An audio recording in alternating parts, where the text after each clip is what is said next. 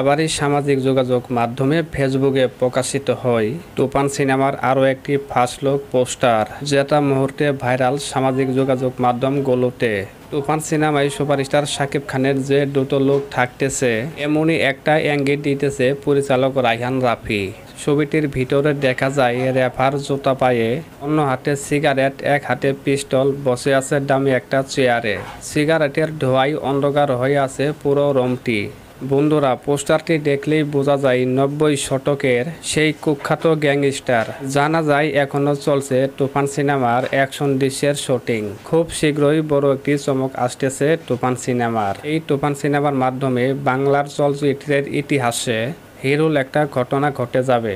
তুফান সিনেমার মতো এই রকমের একটা একাধিক ভিলেন থাকা বাংলার চলচ্চিত্রে এখনো কোনো সিনেমাই তৈরি হয়নি। পরিচালক রায়হান রাফি শাকিব খানকে নিয়ে এটাই প্রথম সেই লেভেলের সিনেমা করতে যাচ্ছে।